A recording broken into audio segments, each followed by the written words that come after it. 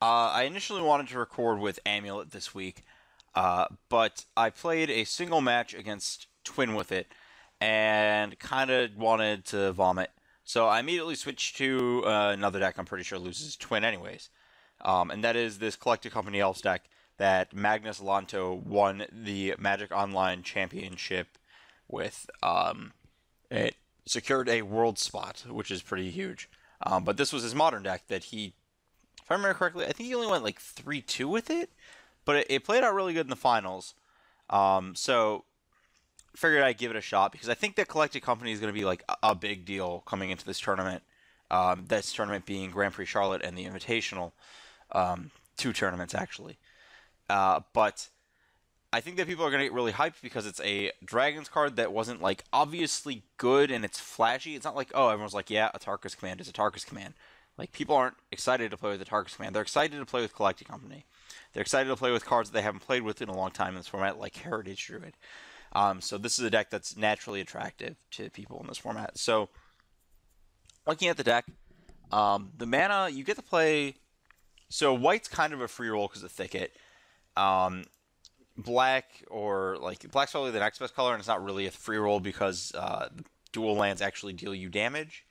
I guess you could have Gilt-Leaf Palace, which is pretty close to a free roll, but not quite.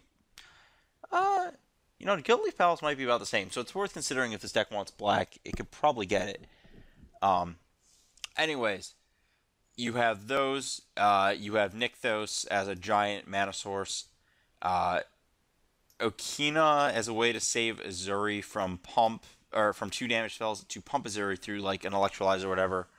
Which I'm not actually sure how necessary that is or isn't, but it's kind of a free roll as well, because guess what? Legendary lands do whatever. So another one of these. This card's actually good, though.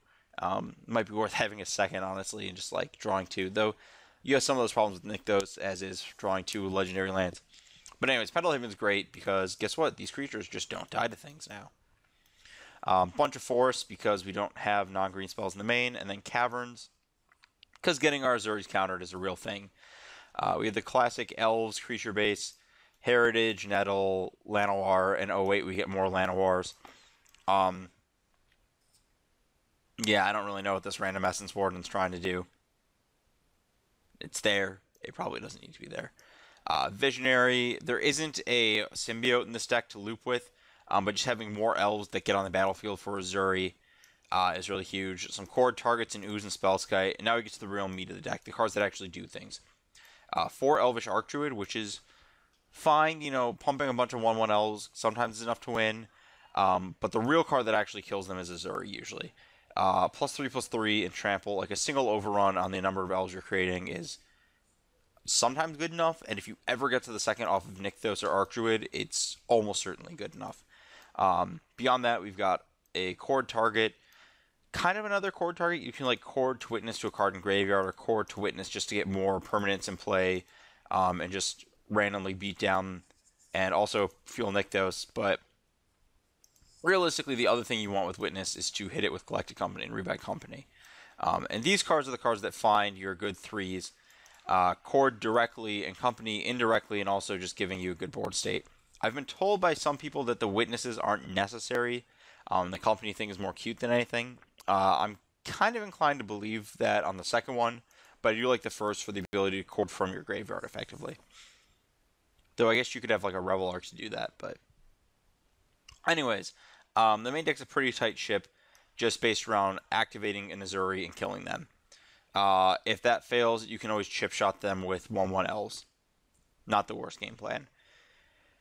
Sideboard, we have a Chord board, another Rex Sage for the matches, so that's good. Kataki as like the card you kind of have to have if you have Chord of Calling in your deck, because you just beat Affinity when you do that. Forge Tender is a way to stop various sweepers, somewhat to stop burn, but not that much.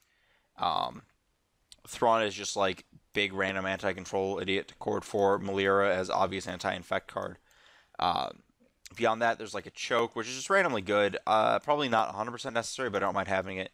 Beast Within as a generic answer to permanence, which the thing is, I think you have to kill creatures, and this is the most reliable way because you aren't playing fetches for your thickets. You could play a fetch mana base, and it might be worth exploring though.